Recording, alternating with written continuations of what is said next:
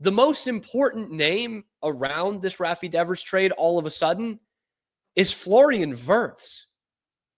Who the hell is Florian Wirtz? Well, he just became a Premier League record signing from Liverpool Football Club. Well over $100 million to bring in the German winger from Bayer Leverkusen to go play for Liverpool Football Club, owned by Fenway Sports Group, John W. Henry.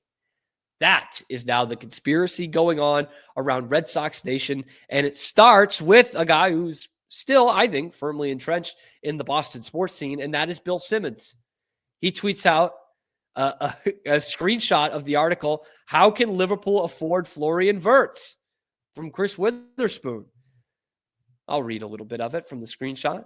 Wirtz will join from Bayer Leverkusen on a 5-year contract. In exchange, Liverpool have agreed to pay the German club $135 million in guaranteed fees, with a potential £16 million due in add-ons. Simmons tweets that with the caption,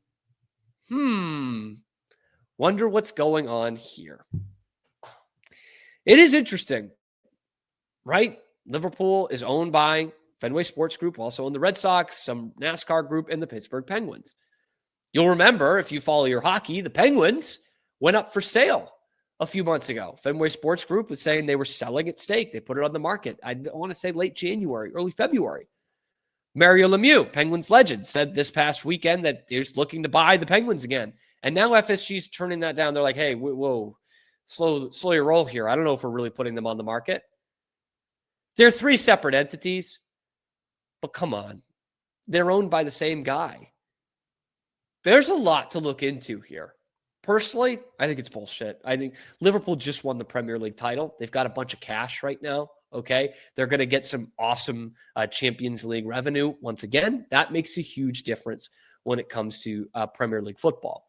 But we have talked about this in the past with Liverpool and the Red Sox, and definitely with the Penguins. The only team that he owns that works with a salary cap, that they're not willing to spend as much money as some of their competitors are. And the Red Sox had a glory era in the late 2010s because they mainly had some great homegrown talent. Like, yeah, you went out and you signed JD Martinez, you signed David Price, you signed, some of these guys here and there, but mainly you had David Ortiz, who you'd had for a long time, and you had under rookie deals, Sander Bogarts, Mookie Betts, Jackie Bradley, Andrew Benintendi. You had a lot of these guys locked in for cheap. Okay? And for Liverpool, you did a lot of spending 7-8 years ago. Mohamed Salah, Alisson Becker, Virgil van Dijk. And then you kind of rode that till right now. So they'll spend money once every 7 or 8 years. And it does seem fishy that when they do a salary dump for the Red Sox best player in his prime, and the same week, Liverpool is breaking the transfer record, the English transfer record for a new player. It's a little fishy, man. Like, the timing is horrid. And stop me if you've heard this one before. John Henry and Fenway Sports Group, not great with optics. I didn't see that coming. They're usually bang ahead of that. They got great PR.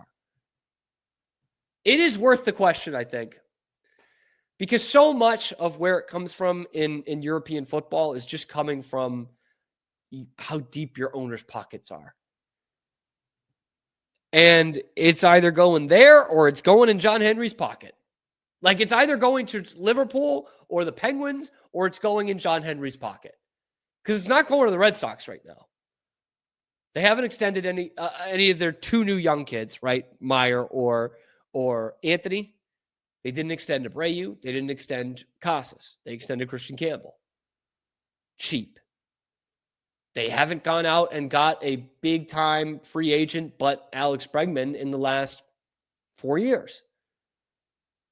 Cheap. Now it's all starting to rear its ugly head once again.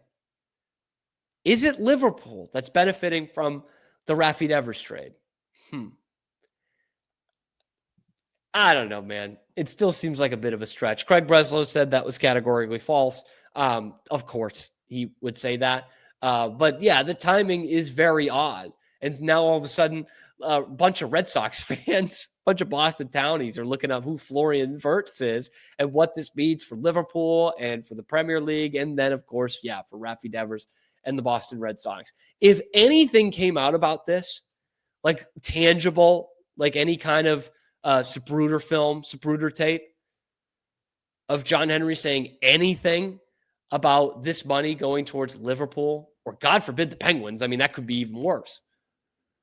There, I think, would genuinely be protests outside Fenway Park. I won't go as far as saying riots, but yeah, protests, boycotts, paper bags. It's the worst position to be in sports when you have bad owners. There's nothing you can do about it. There's nothing the fans can do about it. You know, there's nobody above them. You are shit out of luck when you have bad owners. And I've always said this about Fenway Sports Group. You like to use the Sam Kennedy excuse. It's like, yeah, man, eternally grateful. 4 world championships. You couldn't have even dreamt of one by the time they got in here. They were the most snake-bitten franchise in all sports. So yeah, 4 championships is nothing to sneeze at. That's awesome. But I'll also say this about Fenway Sports Group. It would be like being in a great marriage. You know, 20 years, you raise kids, get a beautiful house, family vacations. They're successful. They're going off to college. They're living out their dreams. And then after 20 years, your spouse just starts beating the shit out of you and just turns into a monster, turns into a demon, and just has no respect for you. Is that the same thing? Is that the same person? Do you have the same love and respect for when you had all the kids together and you were doing all these great things? Or are you remembering that and thinking that it's time for a change? Extreme example? Yeah, maybe. But that's how Red Sox fans, I think, feel about this ownership group. And if anything gets out about them putting this money into Liverpool, which is a conspiracy theory, but it's not completely out of the question. Like, they are the same owners. Like, that's not totally insane. But if it does get to that, oh man, you're going to see a completely different animal from this Red Sox fan base. Completely different animal. You could pull that shit with the A's. I don't think you can do that with the Red Sox, personally. But maybe that's just me living in a world set 20 years ago. But let me know what you guys think. Do you have the tinfoil hats on? Is this Raffy Devers trade only benefiting the Reds of Liverpool FC? Let me know in the comment section below.